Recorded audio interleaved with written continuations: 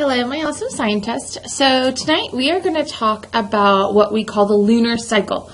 So we have been spending a lot of our time talking about the relationship between the sun and the earth and the cycles that causes. And today we're going to add in the moon because, as we know, just like the earth revolves around the sun, the moon revolves around the earth. And that's also going to create another cycle and some more patterns for us, which you know as the phases of the moon. So you might recognize this picture. And we are going to be talking a little bit about how we see these 8 phases every single night. So you need to make sure you are turned to page 118 in your journal. And then you want to open it up so you can see the little notes section, and you're going to fill in the blanks for these notes as you watch the PowerPoint and the video tonight. And then this would be an excellent thing to read for just a little bit more information about our lunar cycle. So let's go ahead and get started. Okay, so the first thing that we want to talk about is just basically what we observe every night.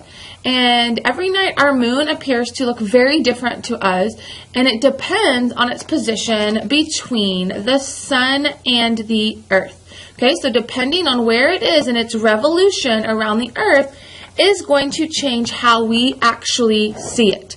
So I'm going to switch screens, and I want us to look at this little animation right here. Okay, so if you look right here, we have the sun, we have the moon, and then we have the earth.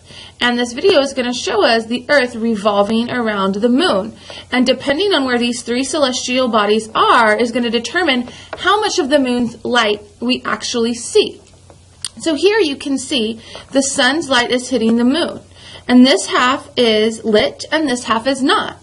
Well, because we can't see this side of it, we don't really see the moon's light at this point because it's not being reflected to us. It's hitting the surface of the moon and then bouncing off in that direction.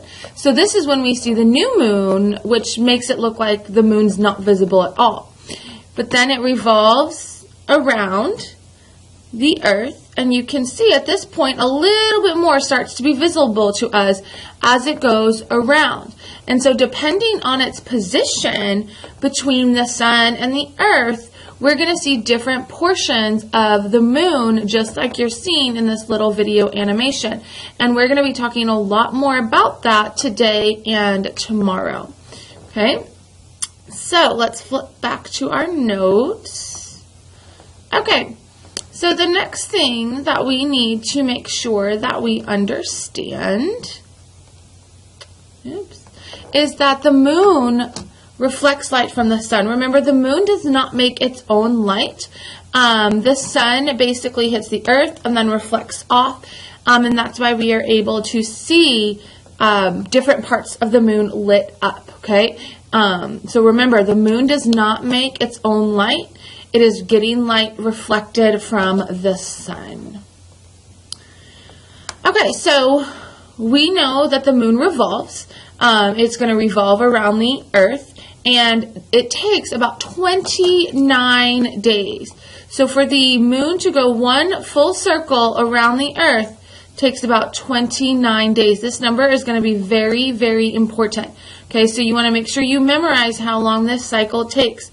So for the moon to revolve one time, it takes how many days? About 29 days. And you'll see we have that same direction that we've been talking about. It's going to go counterclockwise. Okay, so because the moon is going around the earth and revolving, and like we just saw, we're going to see different parts of it lit up, which is what we call the phases.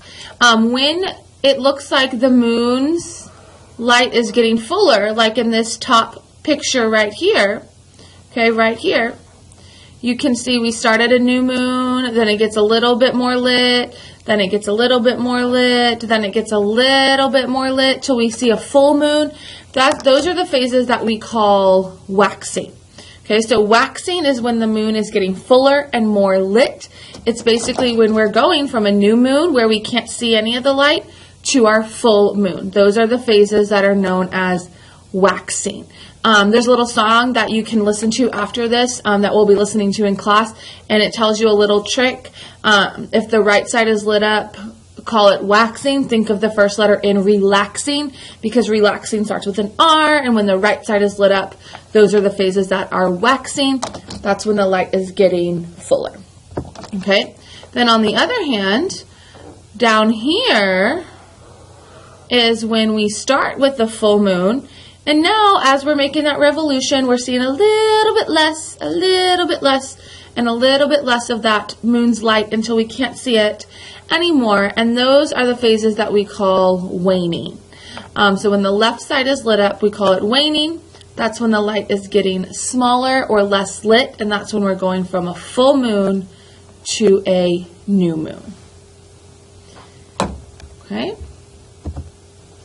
And then the next most important thing to remember is that there are 8 total phases: new moon, waxing crescent, first quarter, waxing gibbous, full moon, waning gibbous, third quarter, waning crescent.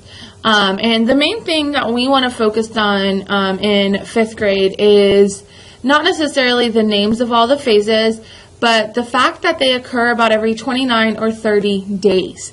Okay, it's a cycle, and so since it's a cycle, we can make some predictions. And these predictions is what's going to be the really, really important thing for us, is we're going to need to know how to make predictions about what the moon will look like throughout the month. For example, if we have, like right now, outside, I believe we are in the 3rd quarter phase. Okay, so we are in the 3rd quarter phase. You see about half of a moon.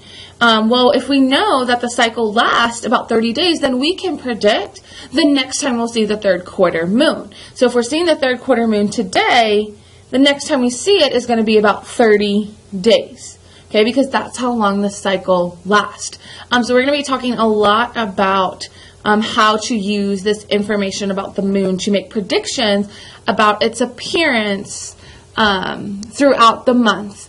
And the most important thing to remember is that it is a cycle. So it is going to happen over and over and over again. We're going to see a full moon. And if you think about it, how often do we see a full moon? It's about once a month, about every 30 days. Okay? About every 30 days we see a new moon. And so here's your phases right here. Okay, so to go all the way around one time, okay, it takes about 30 days. So if I start recording the moon and I see a new moon day one when I start recording it, then I can predict the next day I'm going to see a new moon, which will be 30 more days. So that would be on day 31.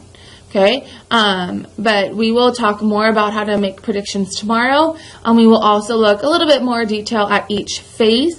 I encourage you to look at the video underneath this video for a little bit more information in a fun way in the song. And the biggest thing that I want you to remember for tomorrow is that it takes about 29.5 days, about approximately 30 days to revolve one time around the Earth. Okay, so I will see you tomorrow and be ready to talk a little bit more about the moon.